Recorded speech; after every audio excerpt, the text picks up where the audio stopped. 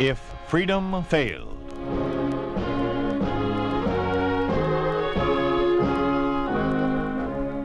We'd like to take you on a visit to a town that doesn't exist, a town we call Springfield, USA. We'd like to show you how things would be in any American town if communism took over. This is the story of the enslavement of a group of labor unions and of the way in which this was done. The title, The Union Killer.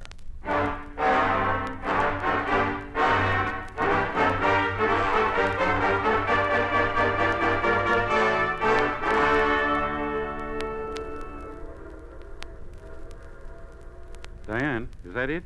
Yes, Papa, that's it. Where does it stop? We're at the front of the platform. Come on. Oh, why did he have to come in the midnight train? It's so... Oh, come on, Papa. We've got to meet him properly. What's his name again? Kerr, Papa. But call him Mr. Kerr. Here. This is where the first car always stops. Here it comes. See the headlight? I seem unable to make his name stick in my mind. Kerr.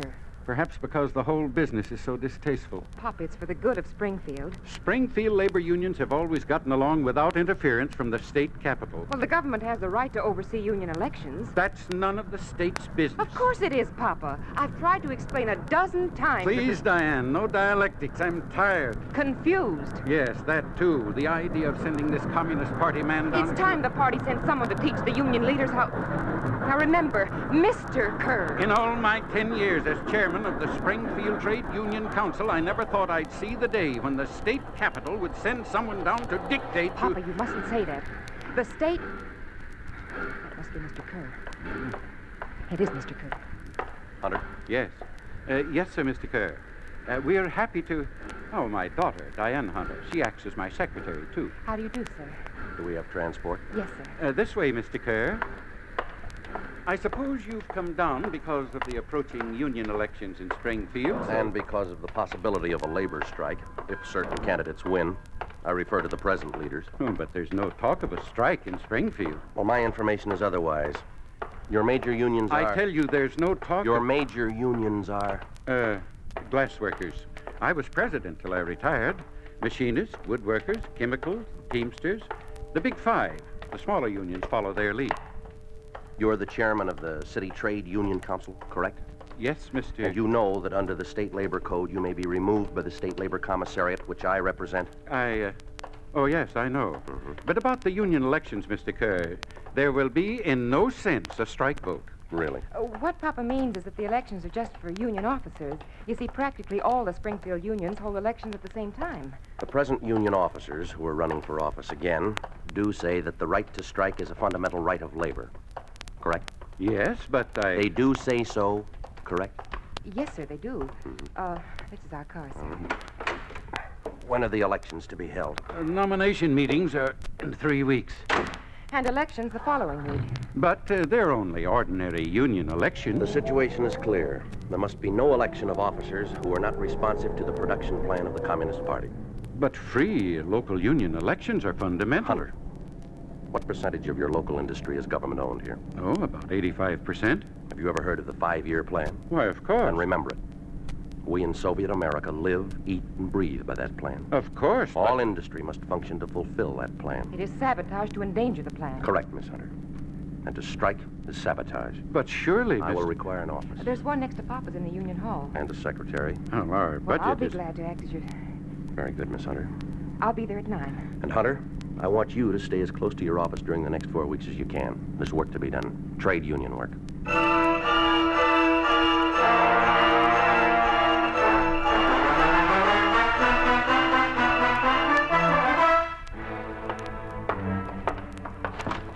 You see, Mr. Kerr, your office gets the morning sun, and it faces Park Square. Mm-hmm. And your father's office? Through that door on the right.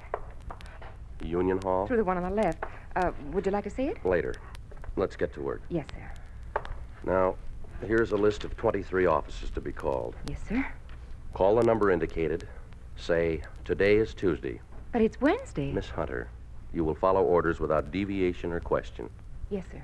Then you will simply say, Mr. Carr is here, and hang up. Clear? Yes, sir. And the name is pronounced Carr. Is that clear? Yes, sir. Make those calls in the order indicated. secret police, Communist Party headquarters, and so on and so on. Clear? Yes, sir. You will say no more, Yes, sir. and no less. Yes, Mr. Carr. Oh, Papa. Hunter? Yes, Mr. Kerr. Papa, it's Carr. Yes, Mr. Carr. Good morning, sir. Sit down. I have a few questions. First, the bylaws of the Big Five unions all provide for secret elections. Hunter, I'm asking you a question. Oh, sorry, sir. Sorry. I didn't realize you were asking. Do they? Yes, secret ballots. Like ordinary municipal and state elections. And the vote on nominations? Is open, sir. Both nominating speeches and the vote. The vote is by a show of hands. But, Mr. Carr, I don't think Springfield will spoil its strike record. Now then, what are the reasons for the labor unrest here in Springfield? I hoped we'd get down to cases, Mr. Carr. Now, understand, there's no talk of a strike, but the unions have tried to bargain in good faith with the plant managers and have gotten nowhere. Speed up is killing the men's health. The hours are being stretched without overtime pay. The men are being punished for absenteeism as though staying away from work was a common crime. It is. I beg your pardon? Do I have to repeat my lecture of last night? Just because Springfield has met its production quotas in the past is no reason to think that they'll be allowed to fall behind now. We are producing more now Will you than... old line labor men never learn that wages and hours are no longer the measure of correct working conditions? Correct? Don't I make myself clear? But how are we to judge working conditions except by wages and hours and the treatment that the worker gets from the plant manager? All right. Let me repeat. The function of a trade union is to aid the Communist Party to carry out the plan of production under such hours and such wages and such working conditions and such punishments as may be necessary to secure the fulfillment of the plan. But how can I conscientiously... Hunter, what is your salary as chairman of the Trade Union Council? Well, it's only... Yes, and when's your term up? In 2 years. Provided you are not removed by the State Labor Commissariat. Yes, that's correct, according to the State Labor Code. You will make yourself available to me at all times. Yes, sir. At all times. Yes, sir. Today is Tuesday. Mr. Carr is here. That was the last call, sir. Miss Hunter, I was surprised to learn that your father is not a party member. Oh, yes, sir. I'm sorry.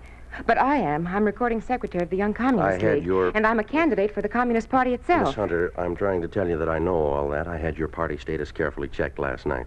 Oh, well, I thought... Yes, I'm merely trying to get your opinion of your father. I think his failure to join the party is to be condemned. I think it's despicable. I think that he should join the party. Well, perhaps your opinion is strong enough for you to be trusted. I'm a good party member, sir. Fine. Then let's get to work. Get me the local chief of secret police. Yes, sir. And have the following connections ready for me. Chairman of the Springfield Party, director of propaganda of the party, editor of the Springfield News. He's the same man. That's fine. Also the director of the local radio station here. Yes, sir. Mr. Carr calling the chief of secret police. Also the mayor, the chairman of the board of aldermen, also the head of the Young Communist League. Did you get all those? Yes, sir. Good. Hello. One moment, please. The police, sir. Your number 1 line. All right. Code word. Monday follows Tuesday. Correct. Now, for immediate action. Complete dossiers on the chiefs of all the following unions. Machinists, woodworkers, chemical, glass, and teamsters. Everything. Political history, moral delinquencies, religious bias, criminal record. For secondary action, dossiers on chiefs of all other Springfield Union locals. Clear? Also dossiers on all relatives to the second degree. Clear? Correct. Next, Miss Hunter. The chairman of the party local is waiting on number 2, sir. Fine. Carr here. The assignment concerns trade union matters. You will immediately mobilize all party forces for propaganda and direct action activity. I will address a meeting of all cell leaders and shock workers tonight at your headquarters at 8 p.m. sharp. It is of special importance that all party members with particular influence in Springfield trade unions attend. I want also to point out that this task is of first priority and will take precedence over all other assignments. Clear? Correct. Editor of the Springfield News on number 3. Miss Carr, prepare for my signature requisitions for extra newsprint and other necessary supplies and labor for a 4-week period. Right. Rough copy in connection with local trade union matters will be supplied to you for your personal attention.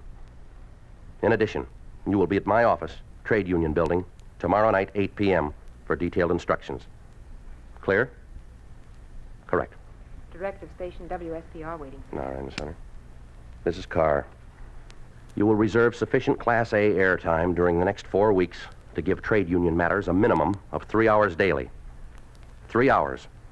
Cancel all other commitments if necessary. You will be at my office, Trade Union Building, Tomorrow night at 8 p.m. for detailed instructions. Clear? Correct. Young Communist League, this is Carr. Clear? Correct. Board of Aldermen, this is Carr. Clear? Correct. Mayor's office, this is Carr. Clear? Correct. Very efficient, Miss Hunter. There's a place for you in the Communist Party. Thank you, sir. I hope. Yes. Mr. Carr. Yes, Hunter? I didn't mean to give the impression before that I oppose. Yes. That I am at all unreliable. Go on. That I cannot be relied upon to cooperate. Good. Come on in, then. You and probably Miss Hunter can help me on our next move. Now, tell me, of the big 5 unions, which is the most powerful? The Teamsters. Well, not quite the biggest, but the most aggressive. Why? Because of its leader, O'Malley. Party member? No. Why not? Unreliable. What's he like? Strong. Obstinate. But a reasonable man. Intelligent? Oh, yes. Shrewd, you mean. Experienced. Pre-revolutionary experience. All right, I understand. Miss Hunter, set up an appointment. I'll see him first.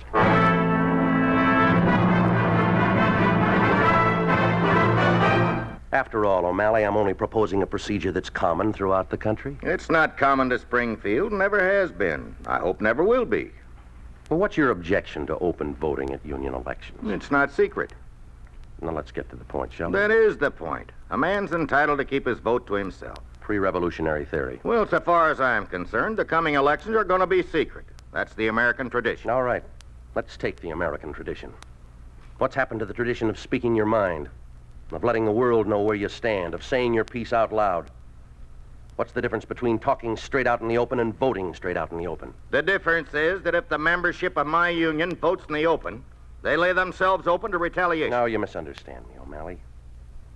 As a representative of the Labor Commissariat, I'm the last one to want to see that happen. My only interest is to avoid any strike which will endanger production. Production's the thing that concerns me. And working conditions concern me. Well, I suggest open voting only because you want to win better conditions from the plant managers. Show them your labor solidarity openly. Don't you realize what a voice vote means at a mass rally and what it can do to persuade the managers that labor's just demands ought to be satisfied? It will be an open, fearless demonstration of strength by open vote. The answer is still no. You'll change your mind. I'm sure I won't. I'm sure you will.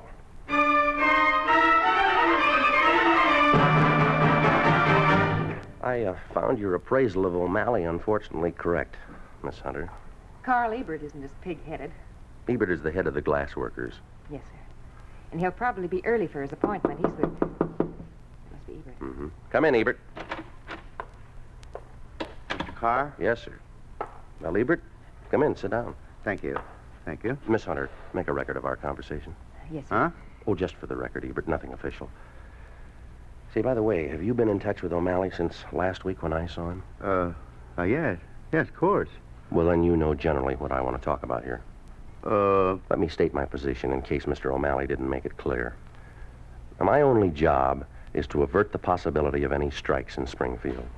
Now, that'd be bad for your union and for our production plan, wouldn't it? My idea is to avert even the possibility of a strike by a demonstration of solidarity here, a tremendous voice vote at mass rallies by the various unions. But, as O'Malley says, an open vote lays the men Now, open Mr. Ebert, American working men afraid to speak out? Really, now?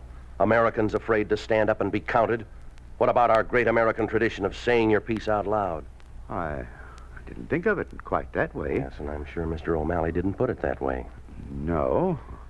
Let me ask you, Mr. Ebert, what's the difference between talking straight out loud in the good old American way and in voting out loud? You certainly make it sound different than O'Malley does. But, Mr. Carr, I think in this I must agree with the others. What others? Well, O'Malley spoke to me and Jenkins of the machinists. Anyone else? Yes, and Gilchrist of the I woodworkers. see. You all went along with O'Malley. Yes, Mr. Carr. But I don't want you to think that any of us want to slow down on the state plan. Oh, that's the last thing we want to do. Yes, and the last thing the Labor Commissariat wants to do is to trample on the desires of the local union organizations. You're absolutely right, Ebert. It'd be better to leave the voting procedure as it always has been, secret. Oh, I'm very glad. But, did O'Malley tell you that he wants to change the nominating procedure? Change it? No, he said nothing about that. Do you think it needs changing? Of course not. Well, he wants to make the vote at the nomination meeting secret. Why, he didn't even mention that to me. Well, perhaps O'Malley isn't telling you everything. But why should O'Malley... Why shouldn't he trust you, yes? Well, no, Then you are against any such change in the nominating procedure? Of course. I see no reason for change. Especially since O'Malley didn't see fit to take me into his confidence. Did he tell Jenkins or Gilchrist? Well, I'm sure he didn't. Now, listen, if I were you, I'd check with Jenkins. He's head of the machinists, you say, and with Gilchrist to make certain that O'Malley isn't trying to put something over on all of you. He's a very aggressive...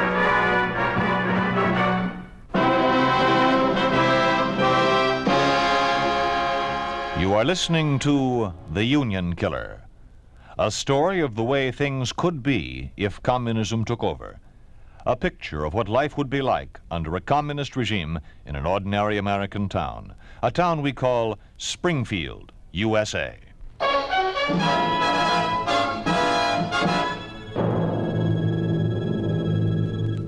The chairman of the Young Communist League on the line, Mr. Carr. Fine. This is Carr. I've been here 2 weeks, and I've not seen any action worthy of the Young Communist League from you. You are the Young Communist League, aren't you? Then I expect the following. Identify O'Malley with strike action. O'Malley wants strike action. A vote for O'Malley is a vote for a strike. O'Malley is your primary target. Others will follow. The following organizations will participate. Parent teachers, the Springfield Agricultural Collective, student bodies of Springfield College, high schools and elementary schools. All sports organizations will cooperate. All cultural societies will volunteer. The writers, painters, musicians guilds will be pointedly invited. Everyone. The slogan will be, forward the 5-year plan. Chairman of the party is waiting on number 2, Mr. Carr. Thank you. This is Carr here. I'm not satisfied with your campaign. The Springfield News does not carry enough anti-O'Malley copy. Now look, tear down his character. I've given you the material. Use it. Build Ebert up. Play him off against O'Malley. And use the front page, not the inside. Did you learn nothing at propaganda school? Same criticism for WSPR. Hammer the message that O'Malley and his gang are pro-strike and that they don't give a tinker's damn for the 5-year plan. O'Malley is pro-strike. You got that? Repeat it and repeat it and repeat it now. Point 2. Your union infiltration is pitifully, and I say pitifully, inadequate. Have you learned nothing or have you forgotten everything? Till now, comrade, I had thought that only the head of the Young Communist League needed replacing, but believe me, comrades, you're even more dispensable. Now, follow these orders without deviation. During the next 2 weeks, you will introduce into each of the big 5 unions enough party members to accomplish the following. First, to educate a majority of the union membership to the necessity of nominating only anti-O'Malley, anti-Ebert, anti-Jenkins, anti-Gilchrist, and anti-Meany candidates. None of these men or their supporters must be nominated. And if nominated, they must not be elected. Second, the party workers will observe and report the names of all union members who vote for the nomination of those men and their sympathizers. Clear? Correct. Stupid farmer. Miss Hunter, isn't Meany of the chemical workers supposed to be in here this morning? Yes, in 10 minutes, sir. And Gilchrist of the woodworkers this afternoon at 2. Mr. Carr. Yeah? You said, well, before on the telephone, that party members were to report how the membership voted. Well, isn't the vote in each union by secret ballot? Of course it is. Well, that is, the vote which will elect or defeat O'Malley, for example, as president of the Teamsters. That'll be secret. Well, then how can you observe who... Miss Hunter, think. Well, I don't see how All right, you... now look. Let's take O'Malley again. 2, 3, possibly 4 other men, besides O'Malley, want to be president of the Teamsters Union, correct? Mm-hmm. But the present bylaws provide that there shall be no more than 3 nominees for each office. And the vote to choose the 3 nominees... will be open. Exactly. Just as provided for in the present bylaws. And those who disclose by their open vote that they wish to nominate an unreliable candidate will be observed. Correct.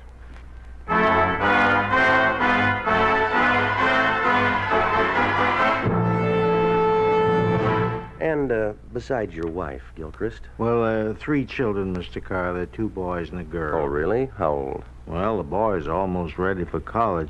Mr. Carr, speaking of my boys, my daughter, and my wife, too. Yes, what about them? Well, there seems to have been some inquiries made at school about my boys and daughter, and, the secretary of the parent-teachers group was questioned about my wife. Really? My brother-in-law, he's a party member, he was questioned closely about me. Well, come on. What's the point, Gilchrist? What's the point? Well, sir, that's never happened before, and I well, thought perhaps that... this is just an inquiry concerning your credit, Oh, no, huh? no. This is different. The questions are unusual, you know. They're my personal history, political, religious, my family, and my wife's, too. Is that so? Mr. Carr, has this inquiry got anything to do with the strike situation? Yes. But Gilchrist, get this through your head. The leadership of the Soviet state is the responsibility of the Communist Party. The Communist Party leads the masses by means of transmission belts. One transmission belt is the trade union, and you, as the head of the woodworkers, will either carry out the orders of the Communist Party or you'll be through. Clear? With my family. Correct. With O'Malley, and Ebert, and Jenkins and Meany.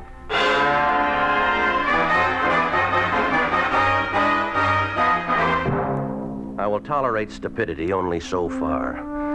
Tell me, what kind of men do you use for investigators? Morons, idiots, imbeciles? Or perhaps you delude yourself that you are the director of propaganda and not the chief of secret police? Is an investigation a publicity campaign? Must the whole city know who, when, where, and how you are and what you do? Must the very person under investigation be informed of your every question?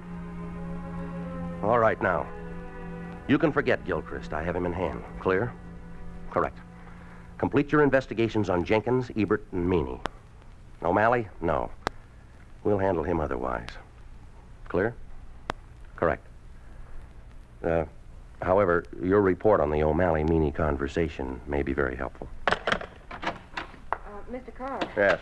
Mr. Meany's in the next office waiting. Have him come in. Jenkins and Ebert are with him, and O'Malley, too. I didn't ask them. Well, they're here. All right. Tell them to come in. Go in.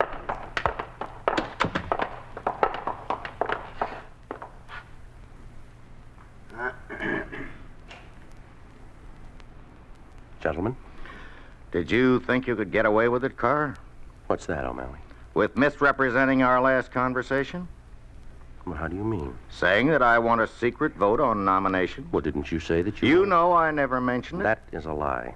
A lie made to deceive and to double-cross. Who? You? No, your friends, Ebert here, Jenkins, too. Well, that's the real lie. Is it? Yes, it is. Well, now, let's just test who's lying. Tell us, where did you spend last Tuesday evening? What's that got... Do you prefer not to answer? Well, no, not at all. Well, come on, then. Well, You were with me, O'Malley. So you're with Meany. Where? Well, yes, that's right. At his office in the Chemical Workers Building. And what did you discuss with him? Well, what we would do if and when a strike would ever become necessary. Nothing else, huh? O'Malley, you did suggest the idea of a secret vote at the nomination meeting. So you have discussed Well, it. then not with you, as you told Ebert. No, huh? Well, why didn't you? Well, it didn't occur to me then. And not with Ebert either? Well, I was going And not to. with Jenkins either? Well, I was going to discuss it with everyone. But you didn't with me, did you? Why lie about it, O'Malley? Well, I didn't. O'Malley, why with Meany and not with me? After all, I am the senior union leader in Springfield. My union was the first. I have a Well, right now, to... Ebert, What's the difference? What I want to know is why there's something to do about a secret vote for nominations. We've never done it that way. I'm against it, especially on such short Well, now notice. you don't understand, Ebert. Why? Haven't I enough experience as a union Well, leader? that's not what I mean. Well, then what do you mean? Well, Ebert Jenkins, don't you see why a secret vote in the election is not enough? The nomination vote has to be secret, too, so that the men can nominate without fear of retaliation. I'm not convinced that there ought to be any change in our established procedure, O'Malley. Me neither. Then you, too, have noticed the spontaneous demonstrations all over the city, huh? Gentlemen, I think that your general population is more politically advanced than some of your labor leaders here. Mr. Carr's been a very busy man since he arrived. We cannot afford to fly against popular opinion. Well, I know one thing. That working conditions have broken down to the point where something has to be done. The managers won't bargain. We've got to keep leaders in office who are for the unions and against being controlled by the Communist Party. Furthermore, in order to protect the men, the nomination vote has to be secret. And what's more, I don't believe that the so-called spontaneous demonstrations in favor of the 5-year plan mean that the people of the city won't be sympathetic with our wage and our demands. Well, now, Sit down, Hunter. Gilchrist, I'm glad you came. O'Malley, I'm not too sure that changing procedures for the best at this time. Speaking as chairman of the Trade Union Council, I think that we ought to consider our actions very carefully. Hunter, you weren't talking like that a month ago. What do you mean? Nor you, Gilchrist. I've got a right to change my mind. Yes, and you've also got an obligation to your union membership. And I mean all of you. You can't say that I don't always act in accordance. Since when do you have the right to say that You're I a troublemaker, O'Malley. You want to rule the roost. As chairman of the Trade Union Council, I call this meeting to order. I call this meeting to order. Miss Hunter, would you read that back, please? Yes, sir. For the personal attention of the State Commissar of Labor, on the basis of my observation at Springfield and other cities, I suggest that the secret union ballot be preserved for propaganda effect. Right. Now add this. Yes, sir. However, the state labor code should be amended to provide that all voting for nominees who aspire to union office shall be by open voting. By this method, we will be able to observe those who desire the nomination of undesirable candidates and to discipline union members where need be. Come in. Oh, right on time. Come in. Miss Hunter, would you step into your father's office for a few minutes? I'll call you when I need you. Yes, sir. Now, regarding tomorrow's elections, are your police ready? O'Malley will be removed tonight. Correct. Party observers will be present in sufficient numbers to observe all union voters and will report to me on all pro-O'Malley voters. Correct. Very good. But, Mr. Carr, in the event that Meany of the chemical workers, he's strong for O'Malley, and if he takes over O'Malley's leadership and carries the nominations and then swings the elections against us, what then? Don't worry about that. If persuasion fails, there's always the gun.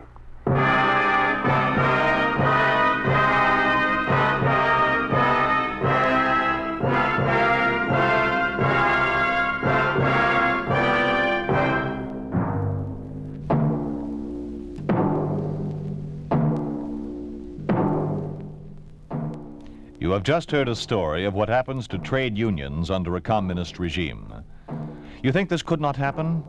It did happen in Russia, where according to the bylaws of the trade unions of the USSR, quote, Soviet trade unions shall conduct all their work under the direction of the Communist Party. It did happen in Poland, where the Communist Party liquidated such democratic trade union leaders as Henryk Ehrlich, Victor Alter, and Katsima Putzak. It did happen in Romania, where by virtue of law number 52, labor organizations can no longer negotiate labor contracts. This is done for them by federations and Confederation of Labor, a body controlled by the Communist Party. It did happen in Hungary, where by paragraph 45 of the penal law, a person who has not a definite occupation in his hometown must serve at forced labor at a place to be determined by the authorities.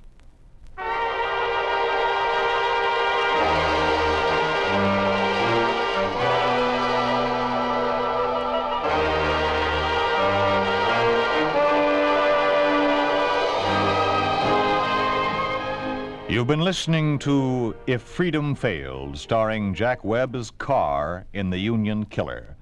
Lillian Bayef played the role of Diane, and Cliff Barnett was Tom. Music was composed by Earl Lawrence, with musical direction by Michelle Perrier. The Union Killer was written for If Freedom Failed by Arthur Weiss, produced and directed by Robert M. Young. Sergeant Lloyd Iyer speaking. This program has come to you through the worldwide facilities of the United States Armed Forces Radio and Television Service.